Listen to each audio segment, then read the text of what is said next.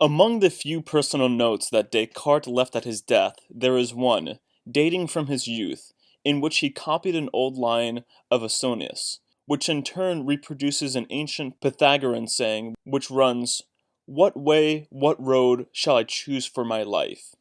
But life is nothing except man's being, so that here we have the most extraordinary, extravagant, dramatic, and paradoxical thing about the human condition, namely, that man is the only reality that does not simply consist in being, but must choose its own being.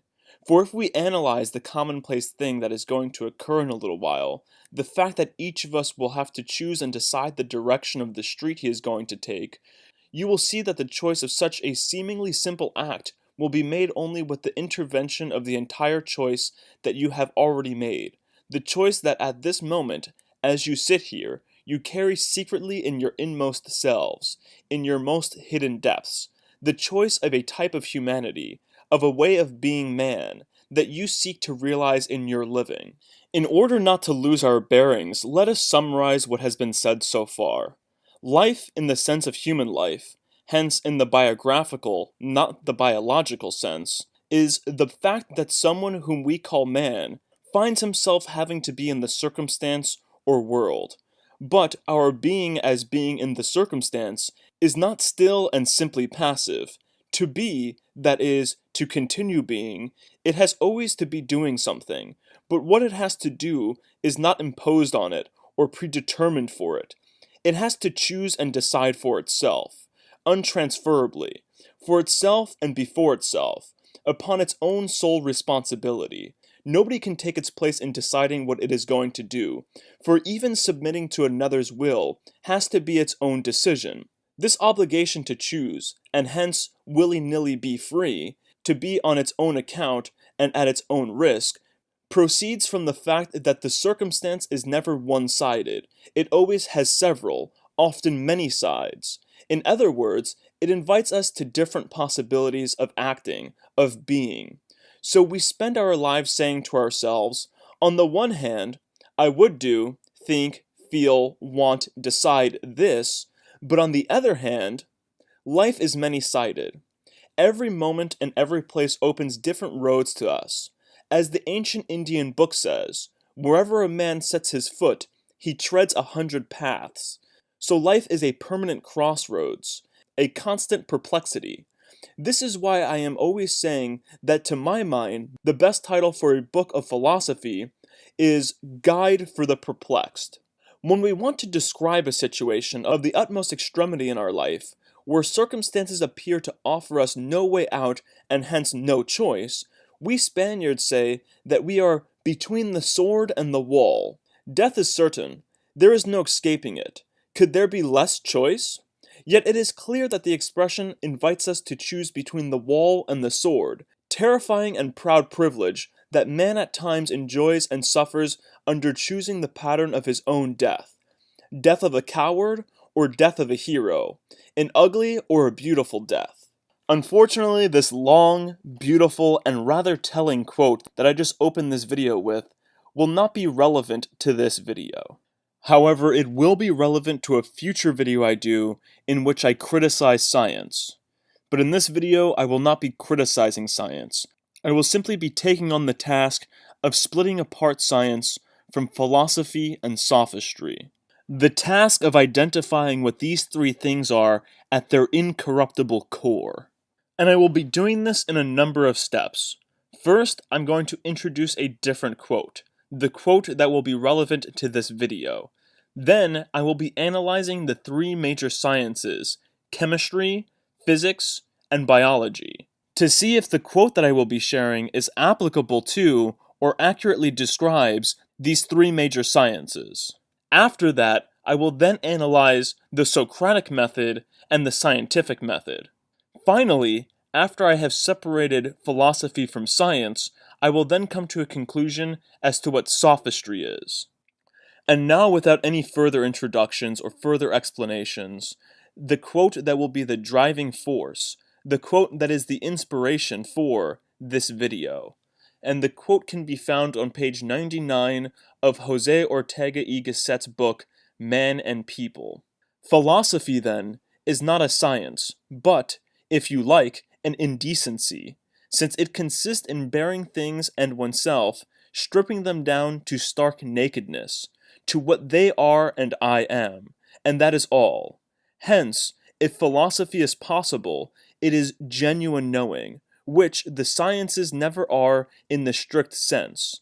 Rather, they are mere techniques, useful for the delicate manipulation, the refined exploitation of things.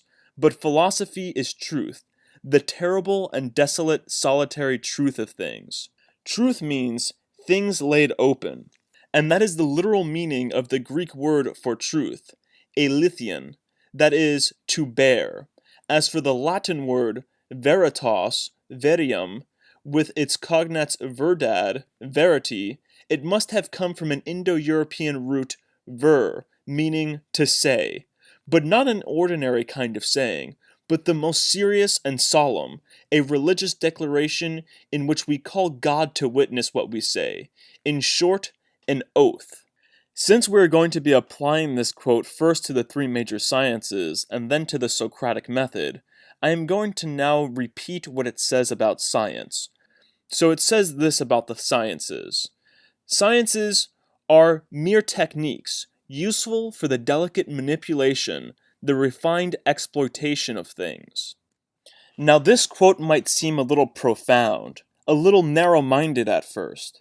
And I agree, it is a little narrow-minded. But when we look at the three sciences, physics, chemistry, and biology, we actually see that it is quite true. Physics is all about the manipulation and exploitation of physical matter. Chemistry is all about the manipulation and exploitation of chemical matter. And biology is all about the manipulation and exploitation of biological matter.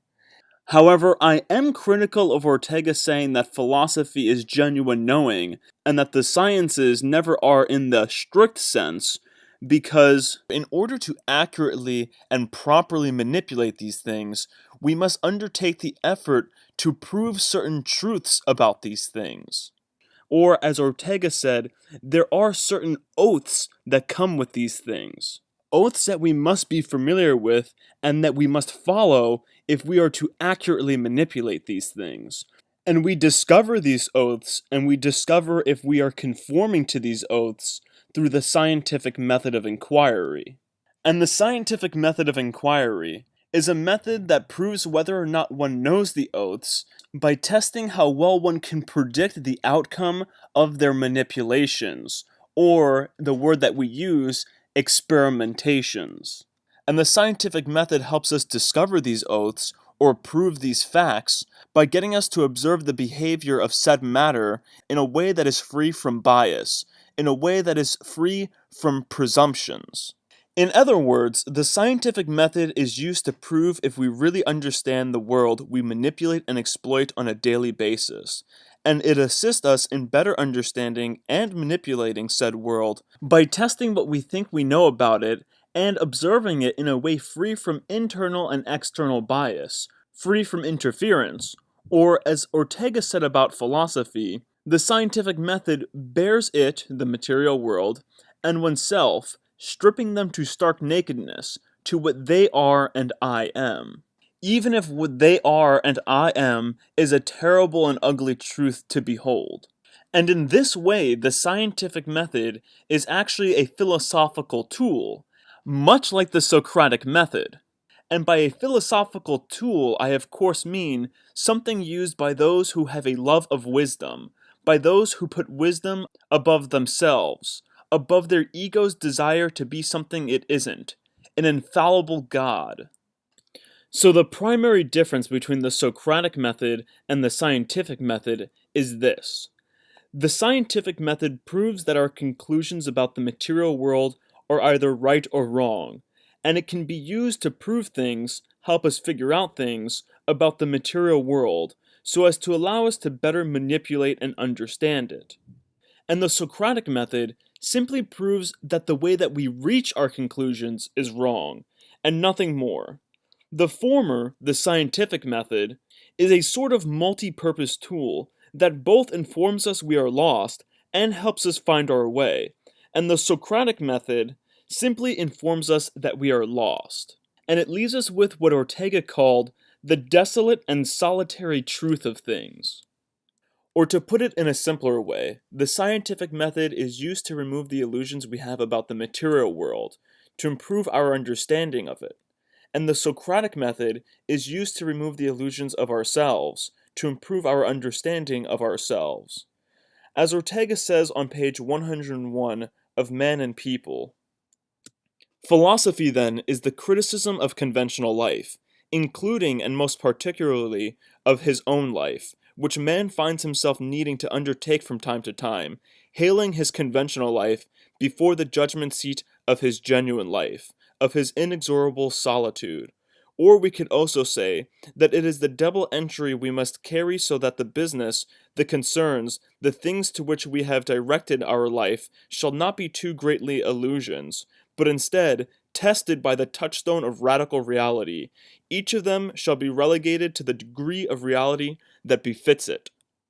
And thus they, the scientific method and the Socratic method, are both philosophies, because they are both used to remove types of illusions and obtain a type of wisdom. The scientific method removes illusions and obtains wisdom of the external or material world, and the Socratic method removes illusions and provides wisdom of the internal mental world. The world we can't figure out by looking at under a microscope, or taking a measuring stick to, or running controlled experiments on. At least not in the traditional sense. I think this Ortega quote on page 99 of Man and People sheds a little bit more light on this internal mental world. In solitude, man is his truth. In society, he tends to be his mere conventionality, or falsification. The genuine reality of human living includes the duty of frequent withdrawal to the solitary depths of oneself. This withdrawal, in which we demand that the mere seeming probabilities, if not sheer enchantments and illusions, in which we live shall show us their credentials of genuine reality, is what is known by the manneristic, absurd, and confusing name of philosophy. Philosophy is withdrawing, anabasis, settling accounts with oneself, in the fearsome nakedness of oneself before oneself. Before another we are not, cannot be, wholly naked. If the other looks at us, his look already to some extent covers us from our own eyes.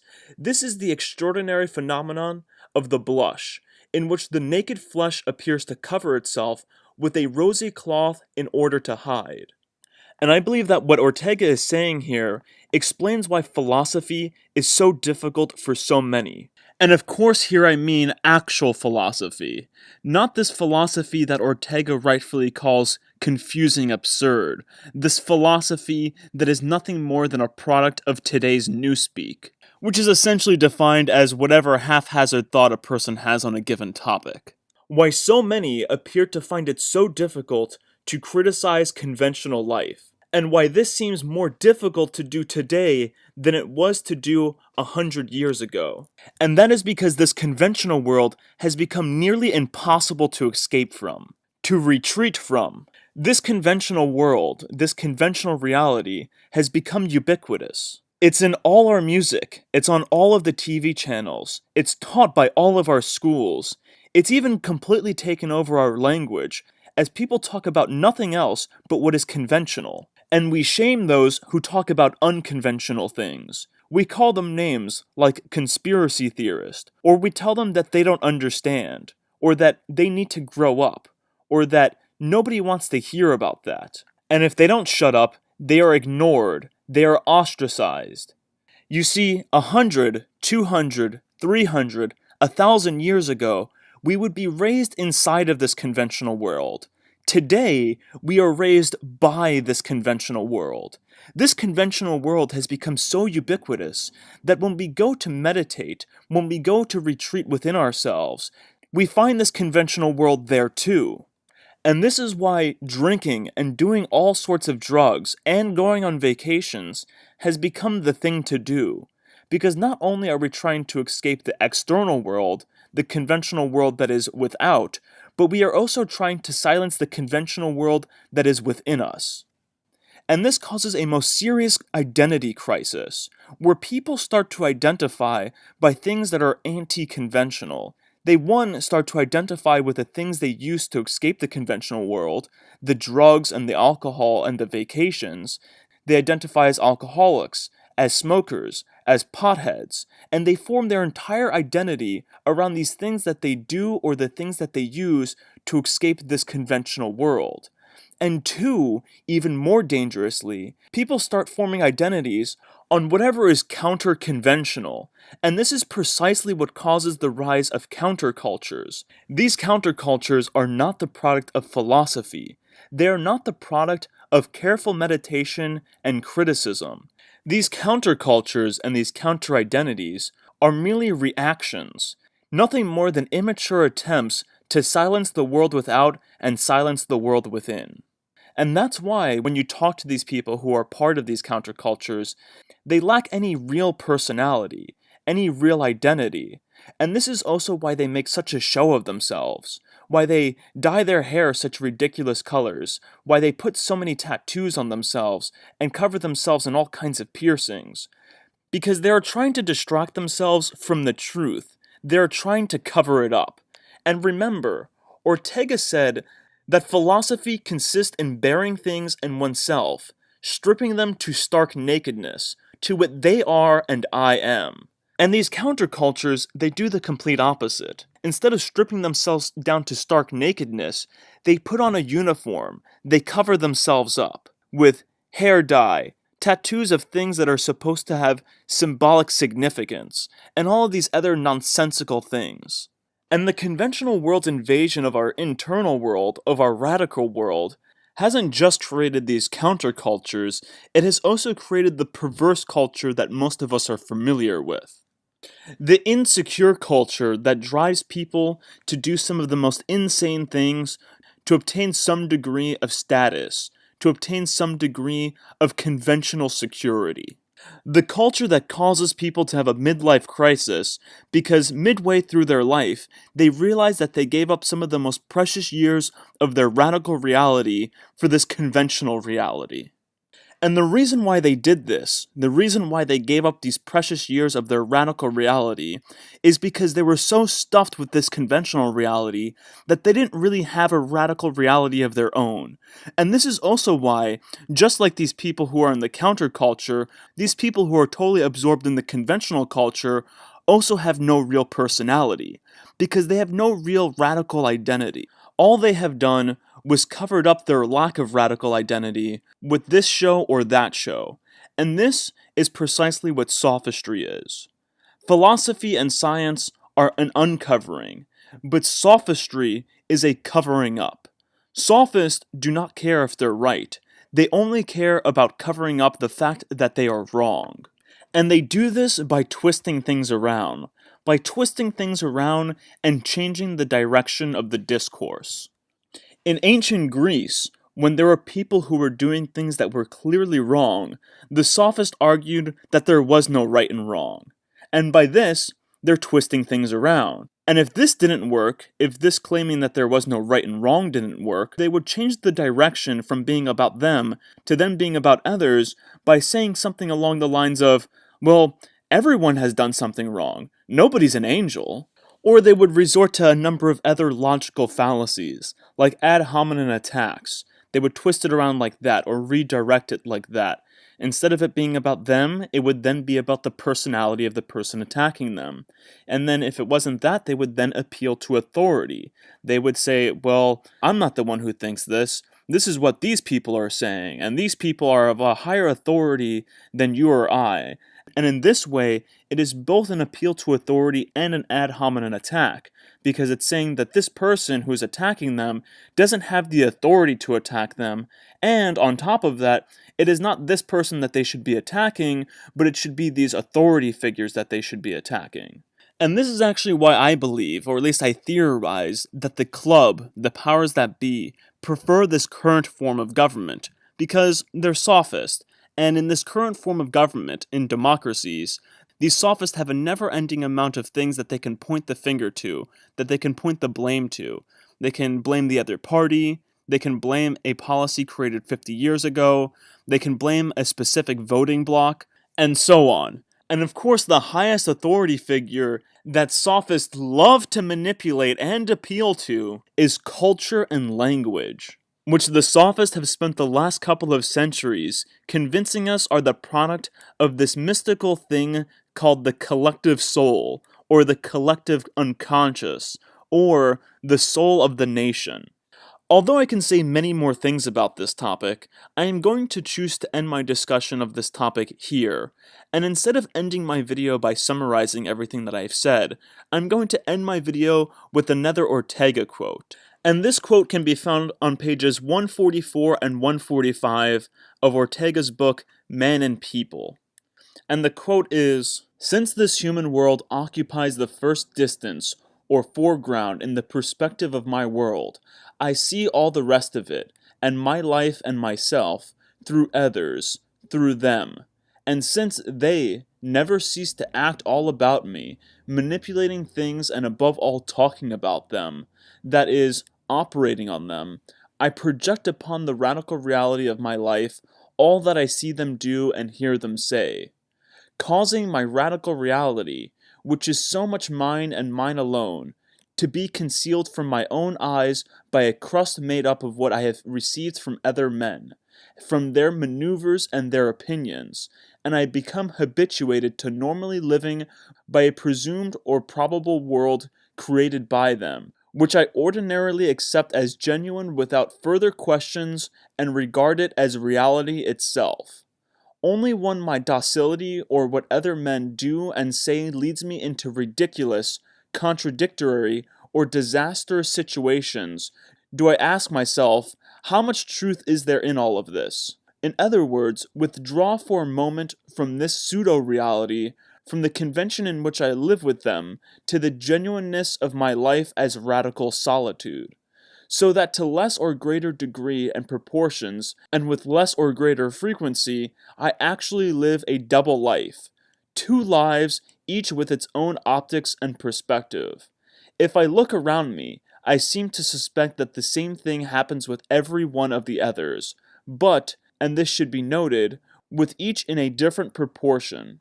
There is the man who scarcely lives anything but the pseudo-life of convention. Yet in contrast, there are extreme cases in which I seem to see that the other is energetically true to his genuine self. Between these two poles, there are all the intermediate equations, for it is a case of an equation between the conventional and the genuine, which has different figures in each man's case. Indeed, in our first moment of intercourse with the other, without being particularly aware of it, we calculate his vital equation. That is, what proportion of convention and what proportion of genuineness there are in him. But observe that even in the case of maximum genuineness, the human individual lives the greater part of his life in the pseudo-living of the surrounding or social conventionality. Only one aspect is clearly defined, that this world that is humanized for me by others is not my genuine world. It does not possess an unquestionable reality. It is only more or less probable, illusory in many of its parts, and it lays on me the duty, not an ethical, but a vital duty, of submitting it to periodical purifyings, so its things shall be rated at their true value, each with the coefficient of reality or unreality that belongs to it. This technique of inexorable purification is philosophy.